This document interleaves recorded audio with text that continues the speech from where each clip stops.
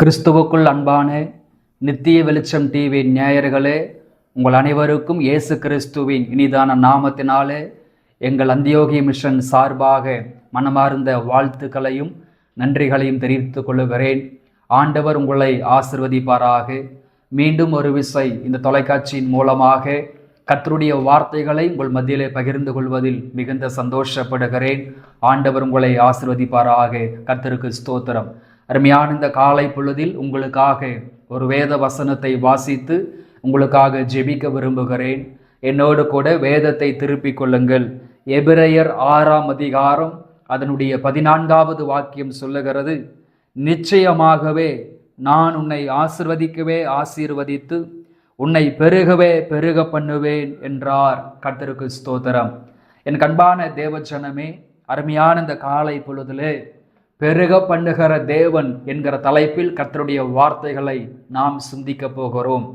தேவ மனிதனாகிய ஆபிரகாம் ஆண்டவரை அறியாதிருந்த காலத்தில், ஆண்டவரை பற்றி கடுகளவும் தெரியாத ஒரு காலத்தில், தகப்பனாருடைய தொழிலை செய்து வந்த அந்த காலத்தில் பிதாவாகிய தேவன் ஆபிரகாமை அழைத்தார். ஆபிரகாமை அழைத்து, உன் தேசத்தை விட்டு, உன் இனத்தை விட்டு, உன் வீட்டை விட்டு நான் காண்பிக்கும் தேசத்திற்கு போ, நான் உன்னை ஆசிர்வதிப்பேன் என்று சொல்லி ஆண்டவர் ஆபிரகாமை தெரிந்து கொண்டு ஆசிர்வதிக்க விரும்பினார். அவர் சொன்ன பிரகாரமாகவே தம்முடைய பேரில் ஆணையிட்டு கொடுத்து சொன்ன பிரகாரமாகவே ஆண்டவர் ஆசிர்வதித்தார் என்று எபிரெயர் 6ஆம் அதிகாரம் 14வது வசனத்திலே வாசிக்கிறோம். நீங்களும் நானும் ஆராதிக்கிற தெய்வம் வாக்கு மாறாதவராயிருக்கிறார். ஆண்டவர் உங்களுக்கு தந்திருக்கிற வாக்கு தத்தங்கள், சொப்பனங்கள், தீர்க்க தரிசனங்கள் ஒரு நாளும் பொய்யாகாது. அது தாமதித்தாலும் நிச்சயமாய் நிறைவேறும். தீர்க்க தரிசனங்கள் நிச்சயமாய் நிறைவேறும். வாக்கு தத்தங்கள் நிச்சயமாக நிறைவேறும். அப்ப ஆண்டவர் சொல்லுகிறார், நிச்சயமாகவே உன்னை ஆசிர்வதிக்கவே ஆசிர்வதிப்பேன். அப்போ ஆண்டவர் ஆசீர்வாதத்தை குறித்து பேசுகிற பொழுது நிச்சயத்தை குறித்து பேசுகிறார். நிச்சயமாய் நான் உன்னை ஆசிர்வதிப்பேன் என்று சொல்லி பெருகவே பெருக பண்ணுவேன் என்று ஆண்டவர் சொல்லுகிறார். என் கண்பானவரே, ஆண்டவராகிய தேவன் நம்மை குறைவுபடுத்துகிறவர் அல்ல. அவர் நம்மை நிறைவாக்குகிற தேவன். அவர் நம்மை பெருக பண்ணுகிற தேவனாய் இருக்கிறார். நம்மை பெருக பண்ணுகிற தெய்வமாய் இருக்கிறார். நிச்சயமாகவே உன்னை ஆசிர்வதிப்பேன் என்றும் நிச்சயமாகவே உன்னை பெருக பண்ணுவேன் என்றும் ஆண்டவர் வாக்கு பண்ணுகிறார்.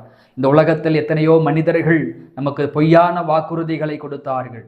எத்தனையோ மனிதர்கள் நமக்கு தவறான வாக்குறுதிகளை கொடுத்தார்கள். சொன்ன பிரகாரம் கூட இல்லை, சொன்ன பிரகாரம் ஆசிர்வதிக்கவில்லை, சொன்ன பிரகாரம் நமக்கு உதவி செய்யவில்லை, சொன்ன பிரகாரம் நம்மை மேன்மைப்படுத்தவில்லை. ஆனால் ஆண்டவராகிய தேவன் வாக்கு மாறாதவராய் இருக்கிறார். இந்த 5வது மாதத்திலே உங்களை பார்த்து ஆண்டவர் சொல்லுகிறார், நிச்சயமாகவே உன்னை ஆசிர்வதித்து உன்னை பெருக பண்ணுவேன். கர்த்தருக்கு ஸ்தோத்திரம். அப்ப என் கண்பான தேவஜனமே, தேவன் எப்போது பெருக பண்ணுகிறார்? ரட்சிக்கப்பட்ட ஒரு தேவனுடைய பிள்ளையே, அபிஷேகம் பெற்ற ஒரு தேவனுடைய பிள்ளையே, தெய்வத்தை ஆவியோடும் உண்மையோடும் ஆராதிக்கிற ஒரு தேவனுடைய பிள்ளையை ஆண்டவர் எப்போது பெருக பண்ணுகிறார் என்று படிக்கும் பொழுது, ஆதிகாமம் 12ஆம் அதிகாரத்திலே 1-2 வசனங்களை நாம் வாசித்து பார்க்கும் பொழுது, ஆதிகாமம் 12ஆம் அதிகாரத்திலே ஸ்தோத்திரம் 12ஆம் அதிகாரத்திலே 1-2 வசனங்களை வாசிக்கும் பொழுது, கர்த்தர் ஆபிரகாமை நோக்கி, நீ உன் தேசத்தையும் உன் இனத்தையும் உன் தகப்பனுடைய வீட்டையும் விட்டு புறப்பட்டு நான் உனக்கு காண்பிக்கும் தேசத்துக்கு போ, நான் உன்னை பெரிய ஜாதியாக்கி உன்னை ஆசீர்வதித்து உன் பெயரை பெருமைப்படுத்துவேன், நீ ஆசீர்வாதமாய் இருப்பாய் என்று சொன்னார். அப்ப என் கண்பானவர்களே, தேவன் எப்பொழுது நம்மை பெருக பண்ணுகிறார் என்று பார்க்கும் பொழுது, நாம் கீழ்ப்படியும் போது நம்மை பெருக பண்ணுகிறார். கர்த்தருக்கு ஸ்தோத்திரம். இன்னைக்கு அநேக தேவனுடைய பிள்ளைகளுடைய வாழ்க்கையிலே ஏன் பெருக்கம் இல்லை? வியாபாரத்தில் செய்கிற தொழிலில் ஏன் ஒரு பெருக்கத்தை பார்க்க முடியவில்லை? ஆசீர்வாதத்தில் ஒரு பெருக்கத்தை பார்க்க முடியவில்லை? பொருளாதாரத்தில் ஒரு பெருக்கத்தை பார்க்க முடியவில்லை? வருமானத்தில் ஒரு பெருக்கத்தை பார்க்க முடியவில்லை? என்ன காரணம் என்று பார்க்கும் பொழுது, கீழ்ப்படிதல் இல்லை. தெய்வத்திற்கு கீழ்ப்படுகிற ஒரு பழக்கம், ஸ்தோத்திர வசனத்திற்கு கீழ்ப்படுகிற ஒரு பழக்கம், தேவ மனிதர்களுக்கு கீழ்ப்படுகிற ஒரு பழக்கம் இல்லாததனாலே தெய்வம் ஒரு மனிதனை ஆசிர்வதிக்க முடியல. தெய்வம் ஒரு மனிதனை ஸ்தோத்திரம் பெருக பண்ண முடியல. அன்பானவர்களே, இன்னைக்கு அநேகருடைய வாழ்க்கையில ஜெபம் இருக்கிறது, வேத வாசிப்பு இருக்கிறது, ஆலயத்திற்கு செல்கிறார்கள், ஊழியங்களுக்காக சபைகளுக்காக உற்சாகமாய் கொடுக்கிறார்கள், எல்லா விதத்திலும் சபைக்கும் ஊழியங்களுக்கும் உதவிகரமாய் இருக்கிறார்கள். ஆனால் எல்லா இருந்தாலும் இந்த கீழ்ப்படிதல் என்கிற ஒரு விஷயம் இன்றைக்கு அநேகருக்குள் இல்லாததனால்தான் வாக்கு தத்தங்களும் சொப்பனங்களும் தரிசனங்களும் தேவ திட்டங்களும் நிறைவேறாமல் இருக்கிறது. அப்ப தெய்வம் ஆசீர்வதிப்பதற்கு எது தடையாக இருக்கிறது? தெய்வம் உங்களை பெருகச் செய்வதற்கு, உங்கள் வருமானத்தை, உங்கள் பொருளாதாரத்தை, உங்கள் உடைமைகளை பெருகச் செய்வதற்கு எது தடையாக இருக்கிறது என்று பார்க்கும் பொழுது கீழ்ப்படிதல் இல்லை என்று நம்ம பார்க்கிறோம். அருமையான இந்த காலை பொழுதிலே ஆண்டவர் நம்மிடத்தில் எதிர்பார்க்கிற ஒரு காரியம் கீழ்ப்படிதலை எதிர்பார்க்கிறார். வசனத்திற்கு கீழ்ப்படுகிற ஒரு அனுபவம், அதே போல சத்தியத்திற்கு கீழ்ப்படுகிற ஒரு அனுபவம், தேவ மனிதர்களுக்கு கீழ்ப்படுகிற ஒரு அனுபவம், தரிசனத்திற்கு கீழ்ப்படுகிற அனுபவம், அழைப்புக்கு கீழ்ப்படுகிற ஒரு அனுபவத்தை தேவன் எதிர்பார்க்கிறார். அப்ப ஆபிரகாம் என்கிற ஒரு மனிதனை தனிமையில் இருக்கும் பொழுது ஆண்டவர் அழைத்தார், தனியாக இருக்கும்போது அழைத்தார், தனி ஒருவனாக ஆண்டவர் அழைத்தார். அந்த அழைத்த ஆபிரகாமை சொன்னது போலவே பெருகச் செய்தார், நட்சத்திரங்களை போல பெருகச் செய்தார், கடற்கரை மணலை போல பெருகச் செய்தார் என்று வேதத்தில் படிக்கிறோம். அப்ப ஆபிரகாமை தெய்வம் கடற்கரை மணலை போல நட்சத்திரங்களை போல ஆசீர்வதித்து அவரை பெருகச் செய்ததற்கு ஆபிரகாமிடத்தில் காணப்பட்ட ஒரு தனித்துவம், ஒரு குணாதிசயம் என்னவென்று சொன்னால் கீழ்ப்படிதல் ஒரு காரணமாய் இருக்கிறது. வேதம் சொல்லுகிறது, பலியிடுவதை பார்க்கிலும் கீழ்ப்படிவதே உத்தமமாய் இருக்கிற என்று வேதத்தில் படிக்கிறோம். எனக்கு அன்பான தேவ பிள்ளைகளே, ஆண்டவர் எத்தனையோ வாக்கு தத்தங்களையும் தரிசனங்களையும் சொப்பனங்களை கொடுத்திருந்தும் உடன்படிக்கை செய்திருந்தும் உங்கள் வாழ்க்கையிலும் உங்கள் ஊழியத்திலும் அல்லது உங்கள் குடும்பத்திலும் உங்கள் பிரயாசத்திலும் ஒரு பெருக்கத்தை பார்க்க முடியவில்லை என்று சொல்லி கவலையோடு இந்த வார்த்தைகளை கேட்டுக்கொண்டு இருப்பீர்களானால் ஆண்டவர் விரும்புகிற கீழ்ப்படிதல் உங்கள் சிந்தையில் இருக்கிறதா? ஆண்டவர் விரும்புகிற கீழ்ப்படிதல் உங்கள் இருதயத்தில் இருக்கிறதா? ஆண்டவர் விரும்புகிற கீழ்ப்படிதல் உங்கள் ஜீவிதத்தில் இருக்கிறதா? ஆண்டவர் விரும்புகிற கீழ்ப்படிதல் உங்கள் வாழ்க்கையிலே உங்கள் ஊழியத்தில் காணப்படுகிறதா? அவர் விரும்புகிற கீழ்ப்படிதல் உங்கள் வாழ்க்கையில் இருக்குமானால் நிச்சயமாகவே உங்களை ஆசீர்வதித்து உங்களை பெருகச் செய்வார் என்று வேதத்தில் படிக்கிறோம். அப்ப ஆதிகாமம் 12ஆம் அதிகாரத்தில் 1-2 வசனங்களிலே ஆண்டவர் சொன்னார், உன்னை ஆசீர்வதித்து உன்னை பெருக பண்ணுவேன், பெயரை பெருமைப்படுத்துவேன் சொன்னது போலவே எபிரேயர் 6:14 ஆண்டவர் சொல்ல உறுதிப்படுத்தினார். நிச்சயமாகவே சொன்ன பிரகாரம் உன்னை ஆசீர்வதித்து உன்னை பெருக பண்ணுவேன் என்று சொல்லி வாக்கு தத்தத்தை உறுதி செய்தார். உடன்படிக்கையை ஆண்டவர் உறுதி செய்தார் என்று வேதத்திலே படிக்கிறோம். அப்ப என் கண்பானவர்களே, ஆண்டவர் உங்களை ஆசீர்வதிக்கவும் ஆண்டவர் உங்களை பெருகச் செய்யவும் அவர் உங்களிடத்தில் எதிர்பார்க்கிற ஒரு காரியம் இந்த கீழ்ப்படிதல், ஒரு தெய்வீக கீழ்ப்படிதலை ஆண்டவர் எதிர்பார்க்கிறார். ஸ்தோத்திரம். ஒருவேளை தேவன் சொல்லுகிற காரியங்கள் உங்களுக்கு உகந்ததா இல்லாமல் இருக்கலாம், ஆனால் தரிசனத்திற்கு கீழ்ப்படிங்க, அழைப்புக்கு கீழ்ப்படிங்க, பெற்றோருக்கு கீழ்ப்படிங்க, ஆண்டவர் உங்களுக்கு ஏற்படுத்தி தந்த தேவ மனிதர்களுக்கு கீழ்ப்படிங்க. நிச்சயமாகவே ஆண்டவர் உங்களை ஆசீர்வதித்து பெருகச் செய்வார். கர்த்தருக்கு ஸ்தோத்திரம். இரண்டாவதாக, எப்போது தேவன் நம்மை பெருகச் செய்வார் என்று நம்ம படிக்கும் பொழுது யாத்திரைகாமம் 12ஆம் அதிகாரத்திற்கு வருவோம். யாத்திரைகாமம் 1ஆம் அதிகாரம் அதனுடைய 12வது வசனத்தை படிக்கும் பொழுது, ஆனாலும் அவர்களை எவ்வளவு ஒடுக்கினார்களோ அவ்வளவாய் அவர்கள் பலுகி பெருகினார்கள், ஆகையால் அவர்கள் இஸ்ரவேல் புத்திரரை குறித்து எரிச்சல் அடைந்தார்கள் என்று வேதத்தில் வாசிக்கிறோம். இரண்டாவதாக, தேவன் எப்போது நம்மையும் நமது குடும்பத்தையும் அல்லது நம்முடைய பிரயாசங்களை தொழில்களையும் நாம் செய்து வருகிற ஊழியங்களையும் ஆண்டவர் எப்போது பெருக பண்ணுகிறார் என்று வேதத்திலே படிக்கும் பொழுது, சோதனைகளில் விசுவாசமாய் இருக்கும் பொழுது, பாடுகளிலும் விசுவாசமாய் இருக்கும் பொழுது, நெருக்கடியான வேலைகளிலும் ஸ்தோத்திரம் விசுவாசமாய் இருக்கும் பொழுது ஆண்டவர் நம்முடைய விசுவாசத்தை பார்த்து நம்மை பெருகச் செய்கிறார். இஸ்ரவேல் மக்கள் அந்நிய தேசத்தில், அடிமை தேசத்தில் 430 ஆண்டுகள் அடிமைகளா வாழ்கிறார்கள். ஸ்தோத்திரம். வேலைக்கேற்ற கூலி கொடுக்கப்படவில்லை, சம்பளம் கொடுக்கப்படவில்லை, பல பாடுகள், பல துயரங்கள், பல அவமானங்கள், பல நிந்தைகள், பல தூசிப்புகள் அவங்க வாழ்க்கையில வந்தது. இரவும் பகலா பாடுபட்டார்கள், இரவும் பகலா பிரயாசப்பட்டார்கள், மிகவும் ஒடுக்கப்பட்டார்கள், பிள்ளைகள் மிகவும் கஷ்டப்பட்டார்கள். ஆனாலும் அந்த கஷ்டத்திலும் அந்த பாடுகளின் மத்தியிலும் ஆண்டவரை கூப்பிட்டே இருந்தான். இந்த பாடுகள் உபத்திரவத்தின் மத்தியிலும் ஆண்டவரை நோக்கி கூப்பிட்டாங்க, ஜெபம் பண்ணிட்டே இருந்தாங்க, ஆண்டவரத்துல ஜெபம் பண்ணிட்டே இருந்தாங்க. நிச்சயமா ஆண்டவர் எங்களை தப்புவிப்பார், ஆண்டவர் எங்களை விடுவிப்பார். ஸ்தோத்திரம். நிச்சயமா எங்க வாழ்க்கை மாறும், நிச்சயமா எங்கள் குடும்பம் மாறும், நிச்சயமாக எங்கள் சூழ்நிலைகள் மாறும், எங்களை சந்திப்பதற்கு தெய்வம் வருவார் என்று சொல்லி அவர்கள் விசுவாசத்தோடு ஜெபித்து கொண்டே இருந்தாங்க. விசுவாசத்தோடு தேவ சமூகத்தில் அந்த பாடுகளின் மத்தியிலும் தேவனை கூப்பிட்டார்கள். அதனால்தான் ஓரேபு பர்வதத்தில் மோசேகிட்ட ஆண்டவர் சொல்லுகிறார், என் ஜனங்களுடைய கண்ணீரை நான் கண்டேன், கூக்குரலை கேட்டேன், அவங்க ஆலோட்டிகளின் நிமித்தம் படுகிற வேதனைகளை அறிந்திருக்கிறேன். அவர்களை தப்புவிக்கும்படி, அவர்களை விடுவிக்கும்படி, அவர்களை உயர்த்தும்படி நான் இறங்கி வந்திருக்கிறேன் என்று ஆண்டவர் சொன்னார். ஒரு பக்கம் இஸ்ரவேல் மக்களுடைய வாழ்க்கையிலே பாடுகள், குடும்பத்திலே பாடுகள், தேசத்திலே பாடுகள், தனி மனித ஜீவிதத்திலே பாடுகள், ஆவிக்குரிய வாழ்க்கையில பாடுகள், உபத்திரவங்கள், மிகவும் ஒடுக்கப்பட்டார்கள், மிகவும் நெருக்கப்பட்டார் என்று வேதத்தில் வாசிக்கிறோம். அப்ப இஸ்ரவேல் மக்கள் எகிப்து தேசத்துல எந்த அளவுக்கு ஒடுக்கப்பட்டார்களோ, எந்த அளவுக்கு நெருக்கப்பட்டார்களோ, அந்த அளவுக்கு அவர்கள் பழுகி பெருகினார்கள் என்று வேதத்தில் படிக்கிறோம். என் கண்பானவர்களே, சில நேரங்களிலே நமக்கு வருகிற பாடுகள் பெருக்கமாக மாறுகிறது, நமக்கு வருகிற உபத்திரவங்கள் பெருக்கத்தை கொண்டு வருகிறது. நாம் சந்திக்கிற பிரச்சனைகள், நாம் சந்திக்கிற போராட்டங்கள், நாம் சந்திக்கிற நெருக்கடிகள், நாம் சந்திக்கிற வியகுலங்கள், நமக்கு வருகிற கண்ணீர்கள், நமக்கு விரோதமா சத்துருக்கள் எழும்புகிற காரியங்கள் எல்லாம் ஒரு குறிப்பிட்ட காலத்திற்கு மேலே அது நம்முடைய வாழ்க்கையிலே ஒரு பெருக்கமாகவே மாறிவிடுகிறது. அது ஒரு பெருக்கமாகவே, ஒரு ஆசீர்வாதமாகவே மாறிவிடுகிறது. இஸ்ரவேல் மக்களை பார்வோன் எந்த அளவுக்கு ஒடுக்கினானோ அந்த அளவுக்கு அவர்கள் பழுகி பெருகினார்கள் என்று வேதத்தில் படிக்கிறோம். எனக்கு அன்பான தேவ பிள்ளையே, ஒருவேளை நீ வாழ்கிற கிராமத்தில், நீ வாழ்கிற பட்டணத்தில் ஒருவேளை மிகவும் ஒடுக்கப்படலாம், வேலை செய்கிற ஸ்தலத்தில் மிகவும் ஒடுக்கப்படலாம், சொந்த பந்தங்களுக்கு முன்பதாக, நண்பர்களுக்கு முன்பதாக நீங்கள் மிகவும் ஒடுக்கப்படலாம், அல்லது ஊழியம் செய்து கொண்டிருக்கிற இடத்துல நீங்கள் மிகவும் நெருக்கப்படலாம், ஒடுக்கப்படலாம். ஆனாலும் ஒரு நாள் வரும், நிச்சயமாகவே உங்களை அழைத்த தெய்வம், உங்களை தெரிந்து கொண்ட தெய்வம், உங்களை முன்குறித்த தெய்வம் நிச்சயமா ஒரு நாள் உங்களை பழுகி பெருக பண்ணுவார், பழுகி பெருக பண்ணுவார். உங்கள் வியாபாரத்தை, உங்கள் தொழில்களை ஆண்டவர் பெருக செய்வார், உங்கள் ஆசீர்வாதங்களை பெருக செய்வார். கர்த்தருக்கு ஸ்தோத்திரம். பாருங்கள், பரிசுத்த வேதத்தை படிக்கும் பொழுது நம்முடைய முற்பிதாக்கள் விசுவாசத்தில் சோதனைகளை ஜெயித்தார்கள்.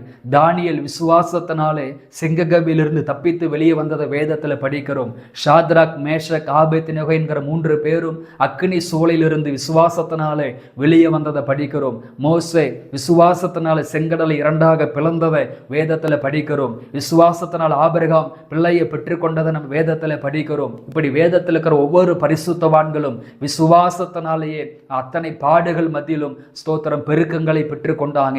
அதே போல் ஆதி திருச்சபை எந்த அளவுக்கு பாடுகளை அனுபவித்ததோ அந்த அளவுக்கு சபைகளும் விசுவாச மக்களும் பழுகி பெருகினார்கள் என்று வேதத்திலே படிக்கிறோம். என் அன்பான தேவஜனமே, அருமையான இந்த காலை பொழுதிலே எந்த அளவுக்கு பாடுகளிலும் விசுவாசமாய் இருக்கிறீர்களோ, எந்த அளவுக்கு உபத்திரவத்திலும் விசுவாசமாய் இருக்கிறீர்களோ, எந்த அளவுக்கு நெருக்கடிகளிலும் விசுவாசத்தோடு இருக்கிறீர்களோ அந்த அளவுக்கு ஆண்டவர் உங்களையும் உங்கள் குடும்பத்தையும் நீங்க கையிட்டு செய்கிற வேலைகளையும் அல்லது நீங்கள் செய்து கொண்டிருக்கிற ஊழியங்களையும் ஆண்டவர் பெருகச் செய்வார், ஆண்டவர் பெருகச் செய்வார். உங்களுடைய கண்ணீர் வீண் போகாது, உங்கள் பெருமூச்சு வீண் போகாது, உங்கள் மன்றாட்டுகள் வீண் போகாது, உங்கள் ஜெபங்கள் வீண் போகாது, உங்கள் அழைப்பு, உங்கள் தரிசனம் வீண் போகாது, நீங்கள் ஆண்டவரை சார்ந்து கொண்ட காரியம் வீண் போகாது, உங்கள் விசுவாசம் வீண் போகாது.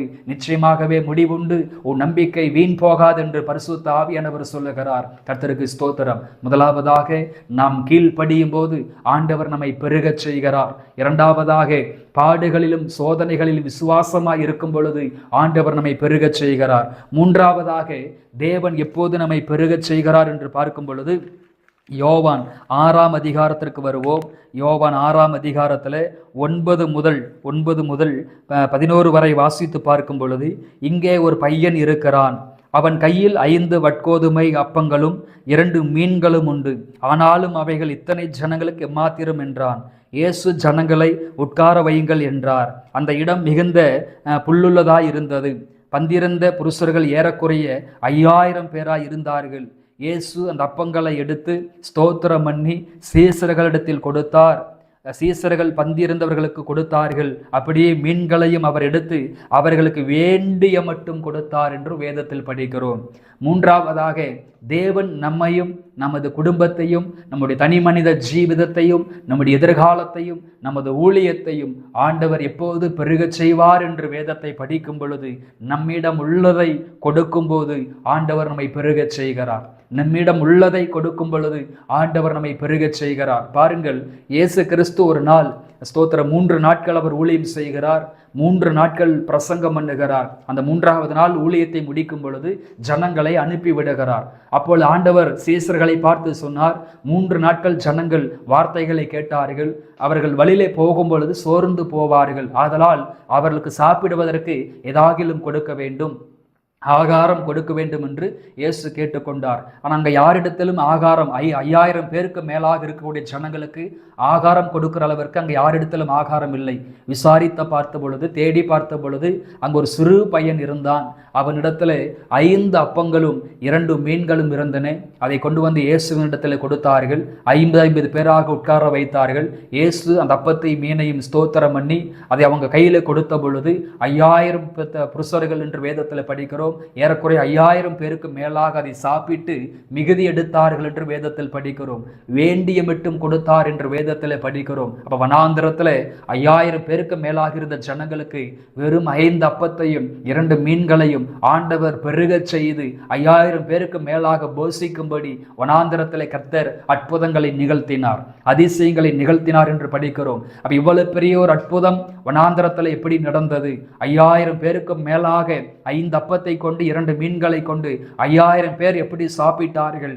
தேவன் எப்படி பெருகச் செய்தார் என்று வேதத்தை படித்து பார்க்கும் பொழுது, அந்த கூட்டத்துக்குள்ள இருந்த ஒரு சிறு பையன் தனக்காக தன்னுடைய தாயார் கொடுத்து அனுப்பின 5 அப்பத்தையும் 2 மீனையும் முன் வந்து இயேசுவின் கரத்தில் கொடுப்பதற்கு அவன் ஆயத்தமாய் இருந்தான். தன்னிடத்தில் இருந்த அப்பத்தையும் மீனையும் ஆண்டவருடைய கரத்தில் கொடுப்பதற்கு அவன் ஆயத்தமாய் இருந்தான். பொதுவாகவே சிறு பிள்ளைகளுக்கு ஒரு பழக்கம் இருக்கும். தன்னிடத்தில் உள்ளதை கேட்டால் நிச்சயமாக அவங்க தரமாட்டார்கள், பிடிவாதமாக இருப்பாங்க. ஒரு மிட்டாய் கேட்டால் கூட கொடுப்பதற்கு யோசிப்பார்கள். ஆனால் அந்த கூட்டத்தின் மத்தியில் அந்த 5 அப்பத்தையும் 2 மீனையும் அவருடைய கரத்திலே கொடுப்பதற்கு அந்த சிறுபிள்ளை ஆயத்தமாக இருந்தான். அதை கொடுத்த பொழுது 5000 பேருக்கு மேலாக சாப்பிடத்தக்கதாக ஆண்டவர் அந்த அப்பத்தையும் அந்த மீனையும் பெருகச் செய்தார் என்று வேதத்தில் படிக்கிறோம். உள்ளதை கொடுக்கும் பொழுது, உண்மையாய் கொடுக்கும் பொழுது, உத்தமமாய் கொடுக்கும் பொழுது, உற்சாகமாய் கொடுக்கும் போது தேவன் நம்மை பெருகச் செய்கிறார், ஆண்டவர் நம்மை பெருகச் செய்கிறார். பாருங்கள், சாரிபாத் விதவை குறித்து நம்ம வேதத்தில் படிக்கும் பொழுது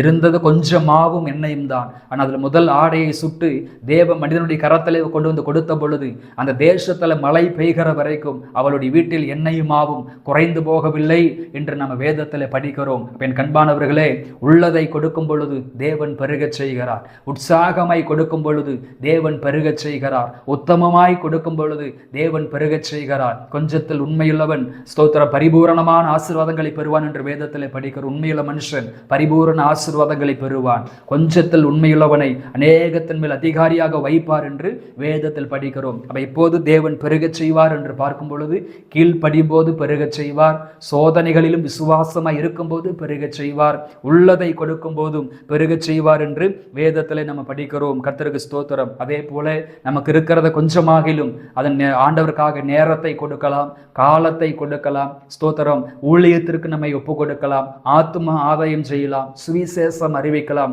கொடுப்பது என்று சொன்னால் வெறும் காணிக்கை தசமாக மட்டுமல்ல, நம்முடைய வாழ்க்கை, ஸ்தோத்திரம், நம்முடைய ஜீவிதம் ஆண்டவருக்காக ஊழியங்களுக்காக நம்மை ஒப்பு கொடுக்கலாம். உற்சாகமாய் நம்மை ஒப்பு கொடுக்கும் பொழுது ஆண்டவர் நம்மை ஆசீர்வதித்து பெருகச் செய்வார். கர்த்தருக்கு ஸ்தோத்திரம்.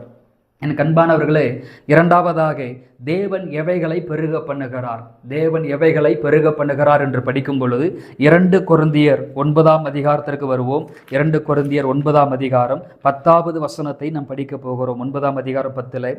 விதைக்கிறவனுக்கு விதையையும் புசிக்கிறதற்கு ஆகாரத்தையும் அளிக்கிறவர் உங்களுக்கு விதையை அளித்து அதை பெருக பண்ணி உங்கள் நீதியின் விளைச்சலை வர்த்திக்க செய்வார் என்று வேதத்தில் படிக்கிறோம். அப்ப இந்த இடத்துல நம்ம படிக்க விரும்புகிற ஒரு காரியம், விதைக்கிறவனுக்கு விதையையும் புசிக்கிறவனுக்கும் ஆகாரத்தை தருகிறார், அதாவது நன்மையை தருகிறார் என்று வேதத்தில் படிக்கிறோம். அடுத்ததாக உங்கள் நீதியின் விளைச்சலை வர்த்திக்க செய்வார், அதாவது நீதியின் விளைச்சலை நீங்கள் விதைக்கிற ஒவ்வொரு விதைப்புகளையும் அவர் வர்த்திக்க செய்வார், அதற்குண்டான பலனை கொடுப்பார் என்று வேதத்தில் படிக்கிறோம். அப்ப என் கண்பானவர்களே, தேவன் எவைகளை பெருக பண்ணுகிறார் என்று படிக்கும் பொழுது நன்மைகளையும் பலன்களையும் ஆண்டவர் பெருக செய்கிறார். சங்கீதக்காரன் 23ஆம் சங்கீதத்தில் சொல்லுகிறான், நான் ஜீவனுள்ள நாளெல்லாம் நன்மையும் கிருபையும் என்னை தொடரும் என்று. அப்ப நன்மை என்பது உலக பிரகாரமான ஆசீர்வாதம், கிருபை என்பது ஆவிக்குரிய ஆசீர்வாதம். இந்த உலகத்தில் ஒரு மனிதன் தெய்வத்தை உண்மையாக பின்பற்றுகிற பொழுது ஜீவனுள்ள நாளெல்லாம்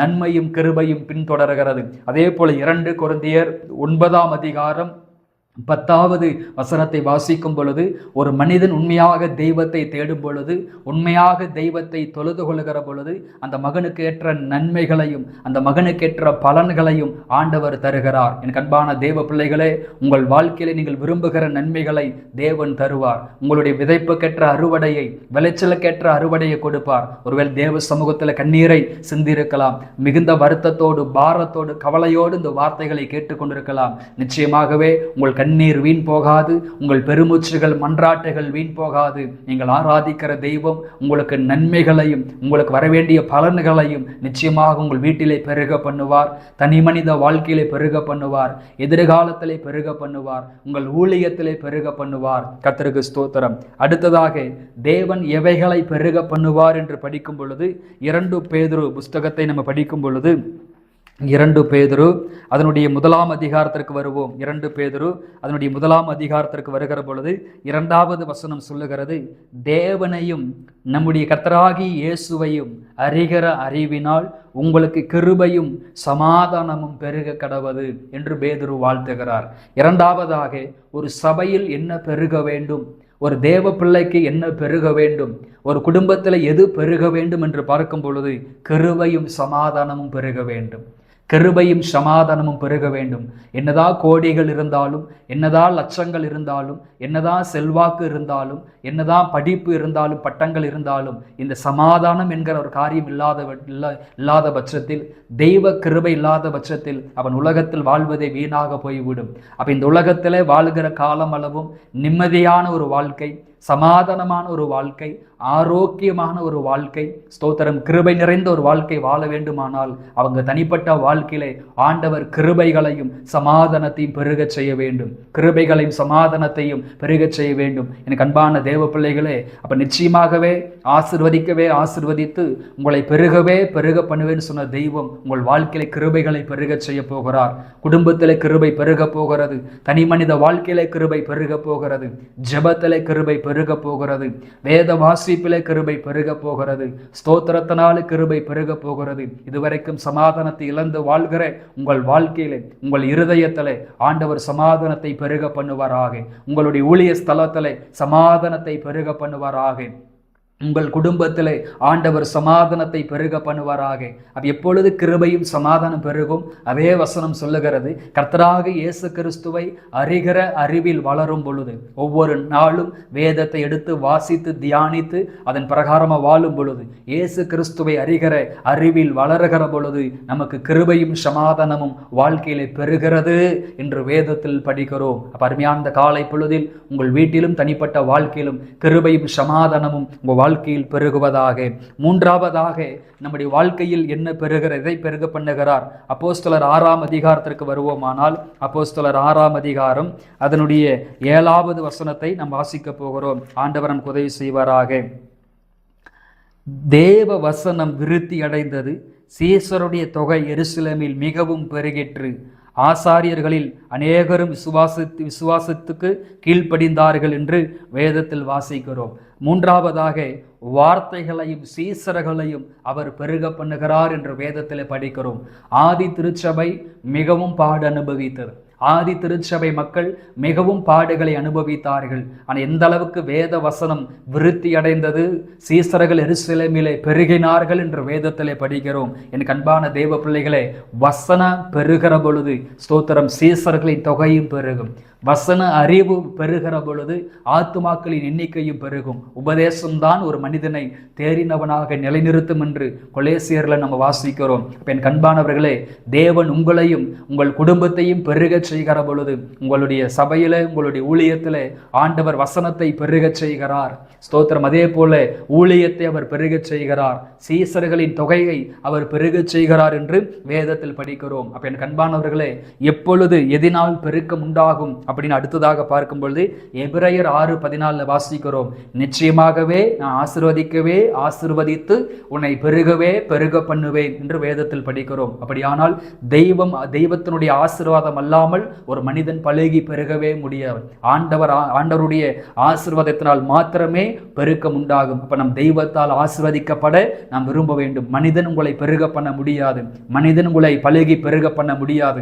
கர்த்தருடைய ஆசீர்வாதம் தான் உங்களை பெருக பண்ணும். நீதிமொழியில வாசிக்கிறோம், கர்த்தருடைய ஆசீர்வாதமோ ஐஸ்வர்யத்தை தரும், அதனோட அவர் வேதனையை கூட்டார் என்று வேதத்தில் படிக்கிறோம். இரண்டாவதாக உபாகமம் 30:5 சொல்லுகிறது, நன்மை செய்வதனால் கிருபை பெருக்கம் உண்டாகும் என்று வேதத்தில் படிக்கிறோம். முதலாவது, அவர் ஆசீர்வதிக்கும் பொழுது உங்களுக்கு ஸ்தோத்திரம் பெருக்கம் உண்டாகும். இரண்டாவது, தெய்வம் உங்களுக்கு நன்மை செய்கிற பொழுது, பிதாக்களுக்கு நன்மை செய்தது போலவே உங்களுக்கும் உங்கள் குடும்பத்திற்கும் உங்கள் எதிர்காலத்திற்கும் அவர் நன்மை செய்கிற பொழுது ஆண்டவர் உங்களை பெருகச் செய்வார். தெய்வம் நன்மைகளை கொடுக்கும் பொழுது, குடும்பத்திற்குரிய நன்மைகள், தனி மனித வாழ்க்கைக்குண்டான நன்மைகள், ஊழியத்திற்குண்டான நன்மைகள், ஆவிக்குரிய வாழ்க்கைக்குண்டான நன்மைகளை கொடுக்கும் பொழுது உங்கள் வாழ்க்கையில ஒரு பெருக்கம் உண்டாகும். மூன்றாவதாக ஆதிகாமம் 17:1-2 வாசிக்கிறோம், உடன்படிக்கையினால் ஸ்தோத்திரம் பெருக்கம் உண்டாகும்.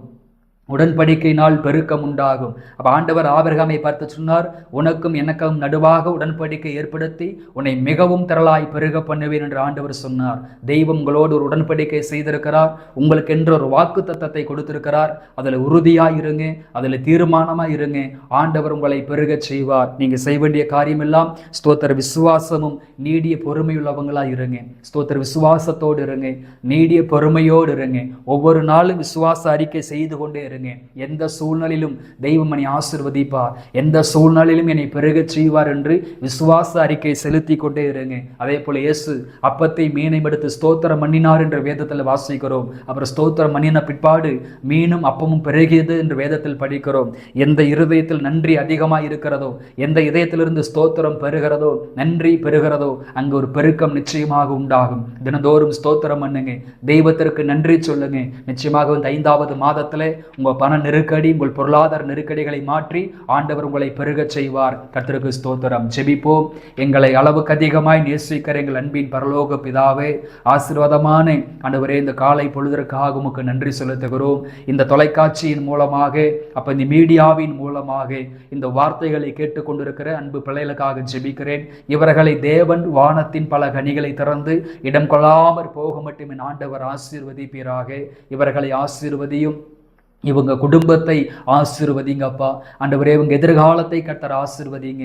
இவர்கள் கையிட்டு செய்கிற வேலைகளையும் வருமானங்களையும் ஆண்டவரே தொழில்களையும் ஆசீர்வதிக்க ஜெபிக்கிறோம். இவங்க ஊழியங்களை ஆசீர்வதிக்க ஜெபிக்கிறோம். இந்த வாரத்தில் ஆண்டவர் 10th ரிசல்ட் வெளியே வரப்போகிறது. ஆண்டவர் அத்தனை பிள்ளைகளும் தேர்ச்சி அடைய ஆண்டவர் உதவி செய்வீராக. ஒருவேளை வியாதியோடு பலகீனத்தோடு இந்த வார்த்தைகளை கேட்டுக்கொண்டிருப்பார்களானால் அவர்களை தெய்வம் சுகமாக்கும்படி ஆரோக்கியப்படுத்தும்படியாக ஜெபிக்கிறேன். கடன் பிரச்சனைகள் இயேசுவின் நாமத்தில் மாறட்டும். இவர்களுடைய பண தேவைகள், பொருளாதார தேவைகள் பரலோகத்திலிருந்து சந்திக்கப்பட ஜெபிக்கிறேன். திருமண தடைகள் இயேசுவின் நாமத்தில் மாறட்டும். இவர்களுக்கு ஏற்ற துணை உண்டாக ஜெபிக்கிறேன். அப்ப சீக்கிரமா நிலங்கள் வாங்க, வீடுகள் கட்டப்பட கர்த்தாவே உதவி செய்யும் அப்பா. வேலையில்லாத பிள்ளைகளுக்காக ஜெபிக்கிறேன். இந்த மாதத்திலே இவர்களுடைய படிப்புக்கும் திறமைக்கும் ஏற்ற நல்ல வேலைகள் கிடைக்க நான் மனதார ஜெபிக்கிறேன். ஆண்டவரே, குடும்பங்களிலே சமாதானம், குடும்பங்களிலே சந்தோஷம் உண்டாக ஜெபிக்கிறேன். மந்திரவாதங்கள், பிள்ளிய சூனியங்கள், செய்வனைகள் எல்லாம் இயேசுவின் நாமத்திலே மாறுபடியாக ஜெபிக்கிற ஆண்டவரே, நாங்கள் கீழ்ப்படியும் பொழுது, உள்ளதை கொடுக்கும் பொழுது, பாடுகளிலும் விசுவாசமாய் இருக்கும் பொழுது எங்களை பெருகச் செய்கிற தேவனாய் இருக்கிறீர். அப்படியே இந்த பிள்ளைகளை பெருகச் செய்வீராக. நன்மைகளையும் பலன்களையும் தெய்வம் பெருகச் செய்வீராக.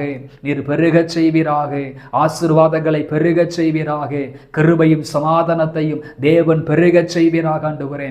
விடுதலையை கர்த்தர் பெருகச் செய்வீராக ஆண்டவரே. நீர் இவர்களை ஆசீர்வதியும். நீர் அவர்களுக்கு நன்மை செய்யும் ஆண்டவரே, நன்மை செய்யும் ஆண்டவரே. வாக்கு தத்தங்களை, உடன்படிக்கைகளை ஆண்டவர் நிறைவேற்றும்படி நாங்கள் மனதார ஜெபிக்கிறோம். இந்த வாரம், இந்த மாதத்தின் ஒவ்வொரு நாட்களும் இந்த பிள்ளைகளுக்கு ஆசீர்வாதமா இருக்கட்டும் என்று நான் மனதார வாழ்த்துகிறேன். ஒவ்வொரு உள்ளத்திலும் கர்த்தர் இடைப்படுவீராக. ஆறுதலின் பிரசன்னம், ஆறுதலின் மகிமை இந்த பிள்ளைகளை நிரப்பும்படி நான் மனதார ஜெபிக்கிறேன். எல்லாவற்றையும் தேவன் பொறுப்படுத்திக் கொள்ளும், பலப்படுத்தும், ஆசீர்வதியும். இயேசுவின் நாமத்தில் ஜெபிக்கிறோம் எங்கள் ஜீவனுள்ள நல்ல பிதாவே. ஆமேன், ஆமேன். கிறிஸ்துவுக்குள் பிரியமானவர்களே, இந்த வார்த்தைகளின் அடிப்படையிலே ஆண்டவர் உங்களை ஆசீர்வதிப்பாராக. God bless you.